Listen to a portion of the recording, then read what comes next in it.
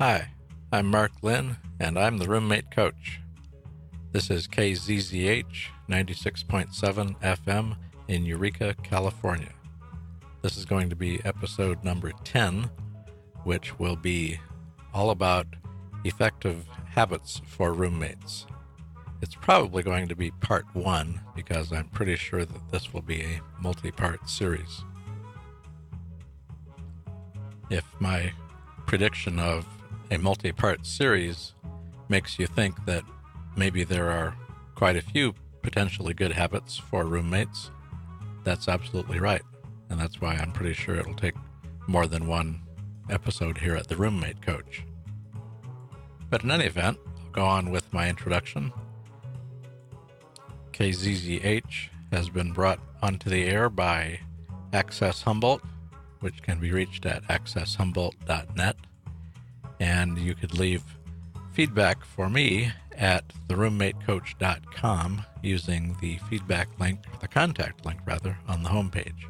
Or you could call the 24-hour voicemail system at 707-362-8000. That's 707-362-8000. And I almost forgot to mention my motto here at the Roommate Coach, which is world peace, one roommate at a time. As I like to remind my listeners, when I say world in world peace, I'm talking about your world, which means you and your roommates. Whatever else you may call them, the people you live with are your roommates. And if you're able to get along well with each other and have reasonably compatible relationships, then you've got world peace. So that's my motto, world peace, one roommate at a time.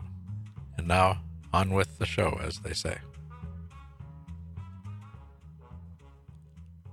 Today's topic's going to be good habits for creating and maintaining healthy roommate environments. Before I get into that, however, I'd like to just do a real quick recap of my pretty much my standard thesis, my idea, my core idea of how to have and maintain good roommate relationships. There's really just 3 steps. The first step is you start with yourself. You take an honest appraisal of yourself and you do everything you possibly can to become the kind of roommate that everyone wants to have. This once again goes back to the old saying, the way to have a great roommate is to be a great roommate. So that's the starting point, is you just be the best damn roommate you possibly can. Now, once you do that, you're going to be in demand because relatively few people, unfortunately, take the time to do this. Most of the time, people are concerned with what the other person is doing, but that's not really very productive because we don't have any direct control over what other people do. So start with yourself and become a really, really, really good roommate. That will lead directly to step number 2, which is to realize the bargaining power you have by being a relatively unusual commodity. And at this point, all you need to do is just insist on the same kind of treatment from others that you are willing and able to give them. Now, this isn't automatic and it isn't magic. It's not going to change an existing situation that hasn't been working. Things don't happen overnight, so I'm not promising miracles. But it is a mindset. And if you really do the work and really do what it takes, and it won't necessarily be easy. Sometimes it'll take some soul searching and maybe some looking into aspects of your own life, your own background, maybe things that make you uncomfortable. But if you're willing to do that, then you will be in a position to expect the same from others, and it will give you the kind of credibility. It's kind of like they say that muggers know who to mug and who not to. They know who's going to be an easy target just by body language and stuff like that. So that's number 2. Once you've really got the goods, then you just begin to live in such a way that everyone knows that that's what they need to do to be your roommate. They need to be a good roommate to you. Number 3, like I said, there's just a few steps to really simplify everything. Number 3 is to learn fair fighting. Learn how to deal with each other when things go wrong. Things are always going to go wrong. I mean, everyone can have the best of intentions, and everyone can be a totally good person, and there can still be disagreements. This happens, and we all know this. So the challenge is to figure out how to maintain your goodwill and your good relationship and the connection you have with each other when you're disagreeing, when you want something and the other person wants something else. You can even get mad at each other. You can get really, really angry without destroying the trust and the relationship itself. If you can learn how to do that, then once you've created this really good roommate situation, you have a much better chance of maintaining it and keeping it. Now, the habits that I'm going to start listing here in a couple of minutes are really great for the first rule, the first part of the summation I just made, which is being a really great roommate. Well, how do you do that? Well, that's why I want to go through this list of habits, because I think the habits I discuss and the reasoning behind them are a pretty good answer to some of the ways to move in the direction of being a really fabulous roommate, which, as I say, puts you in a position to justifiably expect the same kind of roommate in return. There's also something I just realized a little while ago regarding my motto. Makes a good point for how to illustrate what I'm talking about here. The world peace, one roommate at a time. Your living situation with your roommates really consists of a small community. Now, the larger communities, as we've seen, especially with the recent election, this is late 2016, and we all know there's a lot of conflict in our society lately. Of course, I think there always has been. The larger community, in my opinion, does a lot of things wrong. And as a result, there is endless conflict in the world. This is no great revelation. I'm not expecting any prizes for stating the obvious. But the community that you create with your roommates, if you're willing to take a second look at some of the things that the outside world, that society as a whole does and the way it does them, if you're willing to consider a different approach to some of these things, your own community, your own world, that of yourself and your roommates, just might wind up being a lot more peaceful. You're listening to The Roommate Coach, Episode 10. This is Successful Habits for Forming and Maintaining Good Roommate Relationships. This is KZZH 96.7 FM in Eureka, California. My name is Mark Lynn. I'm the roommate coach. My motto is world peace, one roommate at a time. You can leave feedback for me at theroommatecoach.com. Use the contact link on the homepage, or you can leave a voicemail 24/7 at area 707-362-8000. That's 707-362-8000. KZZH has been put on the air by Access Humboldt, which can be reached at accesshumboldt.net. Here's the list, or here's where I will begin my list of some habits for becoming the kind of roommate that others want to have. Now, you'll notice as I go through the list here that some of the more obvious things, like doing what you say you're going to do and being considerate and keeping your word and all that kind of stuff, that's not even on this particular list. That's not because those are not important, but because they are perfectly obvious. Everybody knows that you need to do those things. And more to the point, the situations where roommates are having trouble are exactly those situations where these kinds of things just aren't being done. So, in the name of really trying to do some good here, I'm going to suggest some habits that, if they are in fact followed, will have, I think, have a pretty decent chance of helping the other more obvious things take place. I guess you could call these the hidden part of the iceberg. The part that shows, that's above the water, is the obvious behavior that people don't like, but it's the part of the iceberg that's below the water that causes the damage, as we all know. So that's probably a pretty good metaphor for the things I'll be talking about here. Okay, the first one on my list here has to do with blame, and my recommendation is to cut way down on the whole concept of blaming and shaming and guilt. And this is a good example of a comment I made earlier about how the larger society does a lot of things wrong.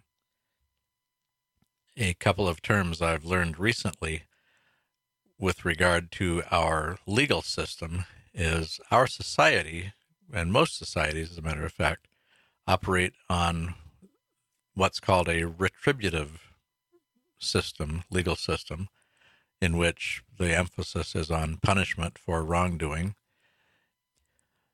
whereas an alternative would be a restorative kind of system where the emphasis would be on the victim and restoring the victim and making them whole again, as they say in law. There are a number of problems with the whole blaming and punishment approach. One of the biggest is that it just encourages defensiveness, and unlike the restorative approach, it generally doesn't do nearly as much, if anything, toward actually fixing the problem.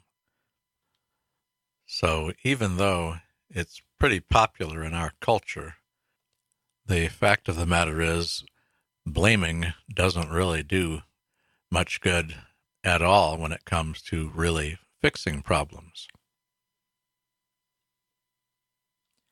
Now, there's another, I consider, big problem with blaming, and to explain this one, I will quote a little bit from a book that I'm working on that I hope to release before too much longer, and I'll quote starting right here. The big problem with blaming as a policy is that it works in both directions. When you blame others, when you make it a habit of concentrating on blame rather than fixing things, you create an environment in which you are equally likely to be blamed by others. If you constantly think in terms of blaming and being blamed, it is going to be much more difficult for you to simply acknowledge mistakes you have made and other faults you may have. By letting go of the entire idea of blaming, it becomes much easier to accept others and ourselves as we are, complete with all of our mistakes and failures. End quote. Now, I need to clarify once again that when I talk about cutting back on or letting go of blaming, I'm not saying that we're not responsible for our actions. That's precisely the opposite of what I'm saying. We are responsible, and I believe we need to be accountable for what we do, and if we harm someone, for example, we need to fix it. But this isn't the same as saying we need to be blamed and called names and all the things that tend to happen in our culture when we do something that someone else disapproves of. Now, bear with me because I'm probably going to be harping on this particular distinction fairly regularly because I think it's kind of a straw man that sometimes when someone like me comes along and says, hey, maybe there's too much emphasis on blame, the rejoinder sometimes is something like, oh, well, everybody should just do whatever they want and it doesn't matter. Well, no, that's not the point. So there is a distinction. And I guess my emphasizing making things right probably would indicate that I do believe that we are accountable for what we do.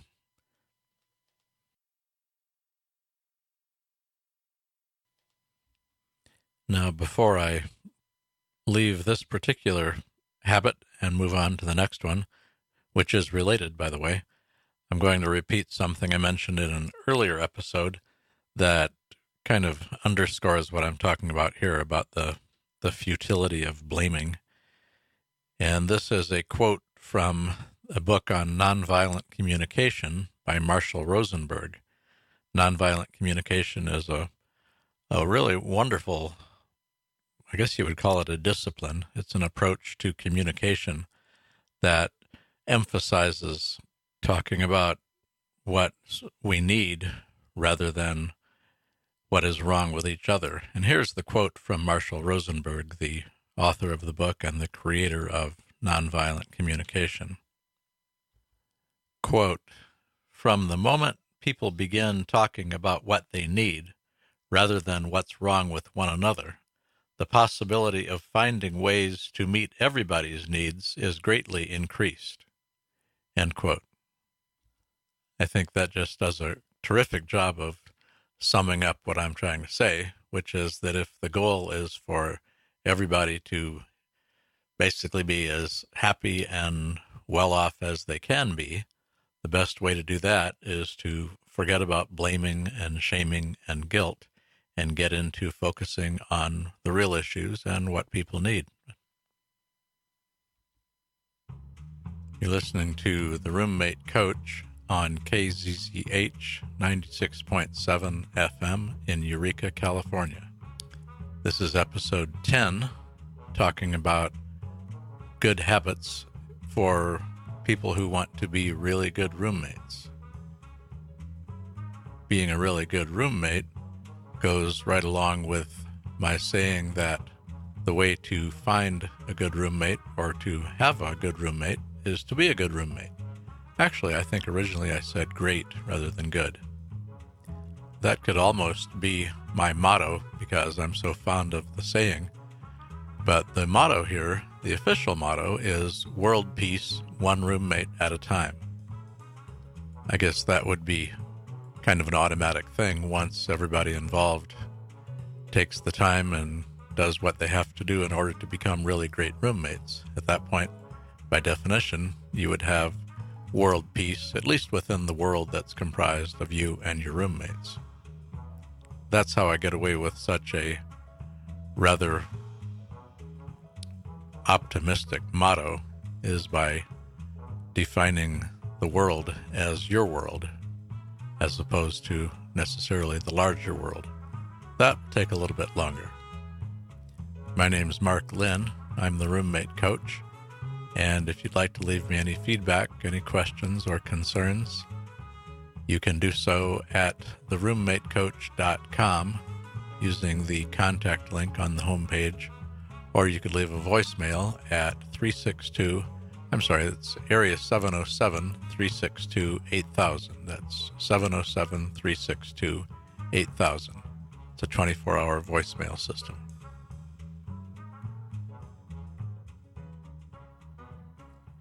Now, keep in mind that even if you agree that a habit I mentioned here seems like a good idea, in some cases it might be difficult, might be surprisingly difficult to begin implementing it. It goes back to the way we're built psychologically. And very briefly, if we've been on the receiving end of things like, for example, being blamed unfairly and an excessive amount of harsh criticism, that type of thing, it will probably, or possibly anyway, be difficult to change our habits with regard to this with other people. It's kind of hard to give something to someone else that you still need yourself. So that's a principle that applies to a lot of the things I mentioned here, and I'll bring that up from time to time, simply because I think this is one of the things that explains why there is so much trouble. I mean, much of what I have to say is pretty obvious, really, just treating each other right and being decent with each other. So part of what I have to say as the roommate coach is some of the perhaps less obvious, maybe unpopular, maybe uncomfortable, but nonetheless very much in play reasons why a lot of this stuff just isn't done. So I'll mention that from time to time. It certainly applies to things like blaming and being blamed. I'm pretty sure it applies equally as much to the next habit on my list, which is the very powerful concept of admitting mistakes and acknowledging when we're wrong. The simple act of admitting to being in the wrong has got to be one of the most powerful things that a person can do, especially in the context of any kind of a relationship.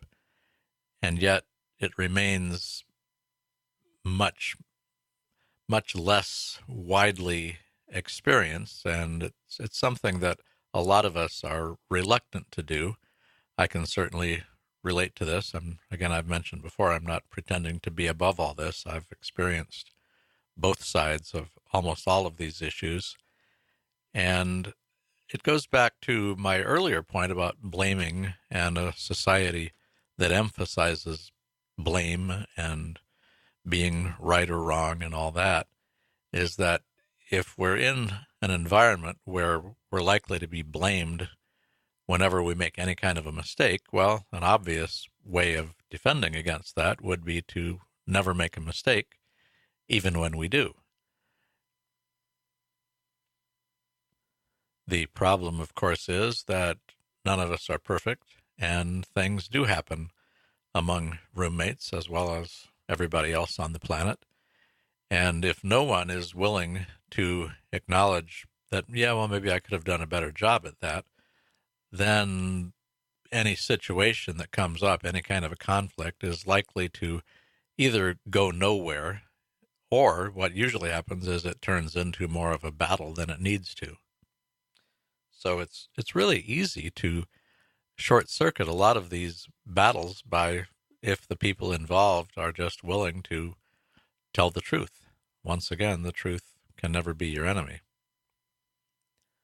Unfortunately, I'm pretty sure that this is another one of those things that many of us are reluctant to do to a great extent because of earlier experiences in life. I know in school there's an awful lot of emphasis placed on being right and having the right answer. There was an educator, a man named John Holt. He wrote a number of books back in the 60s and 70s, I think. His more popular ones, one was How Children Learn, and another was How Children Fail. And he talked, for example, about the strategies that school kids, grammar school kids, sometimes young kids, would learn early on how to get little hidden cues from the teacher as to what the quote-unquote right answer was. So rather than really learning and really developing their own ability to figure things out, they were just figuring shortcuts to getting the right as in quotes, answer. All of this underscores my point of the various social pressures that we face that work against something as simple and powerful and, I would say, vitally important as telling the truth about making mistakes. Something I learned was a real important revelation to me when I was in therapy quite a few years ago now, is I began to realize that acknowledging that I was doing something wrong was not the same as saying that I intended to keep doing it wrong forever. Now that sounds almost kind of silly when you say it like that, but I realized as I began untangling this effort and this problem, I guess you'd say, in my own behavior, I realized that that was to an extent what my unspoken belief had been, that, well, if I somehow acknowledge this, then that will sort of make it permanent. No, that's not the case at all. In fact, quite to the contrary, acknowledging a mistake, acknowledging something about ourselves that we don't especially, that we wish was different, can be a hugely important first step to changing it. The reason I'm dwelling on the background to this is that I think it's vitally important to understand the pressures that might prevent us from making this kind of a change. And I guess I'd say not underestimating them. But just once again, to summarize, there's one of the most important and powerful things you can do is to acknowledge mistakes. And another big benefit between people that are trying to keep a relationship working, such as roommates, is I think there's a level of emotional connection that is improved or strengthened or at least maintained when you're willing to do this.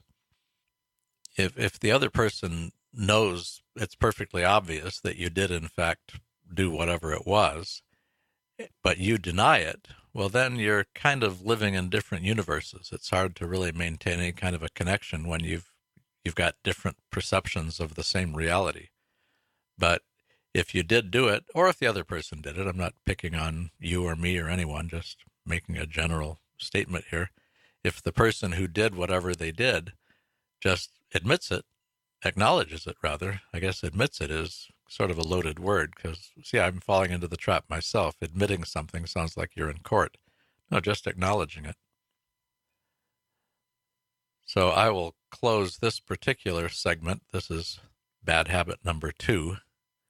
And see, there I go again. I probably shouldn't say bad, but habit that you want to change, which is the desirability of acknowledging mistakes. I'll end this segment with a quote from Nietzsche. He said, and it's pretty close, I don't have it exactly committed to memory, but it was something very close to, I'll begin quote, "I did it, says memory. I couldn't have, says pride, and remains relentless. Eventually, memory yields." End quote.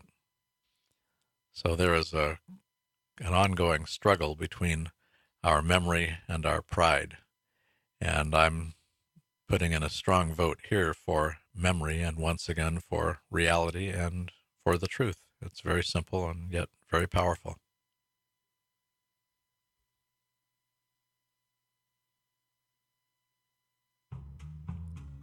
Well, that's it for episode 10 of The Roommate Coach.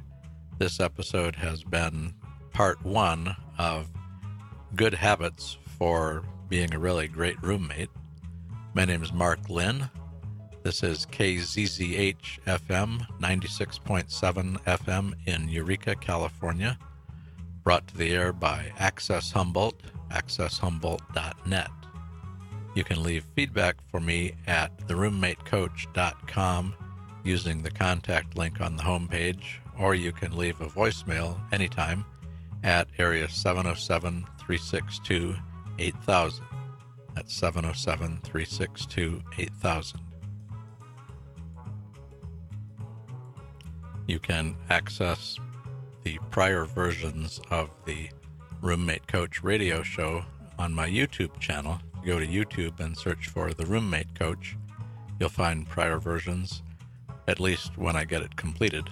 I've just begun, so you might not find them all if you go immediately, but eventually they'll be there, and I intend to post each new one as I create it. There's also a couple of videos from before, and I will also have links to the YouTube versions on my website on theroommatecoach.com as well. The motto here is world peace, one roommate at a time. Now, considering this is a relatively low-power station, and I don't think I have realistically, taking my own advice and telling the truth, I don't think I have a huge listener base just yet. And so I guess I could calculate the likely number of converted roommates into the 7+ billion people in the world, and come up with a rather depressing estimate as to how long it's going to take to accomplish world peace. It would be something like 10 million years, I'm sure.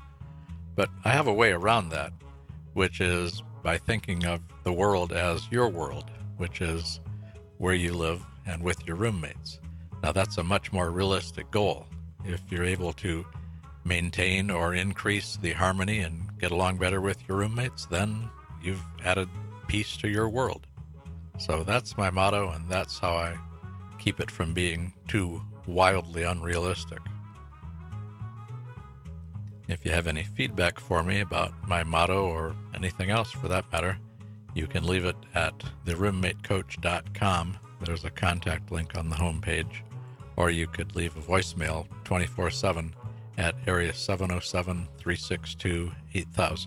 707-362-8000. So that's it for episode number 10. We're into double digits. Next episode will be number 11. And I will probably just continue with more good habits for great roommates. That'll be part 2. And until then, thank you so much for listening, and I look forward to talking to you again real soon.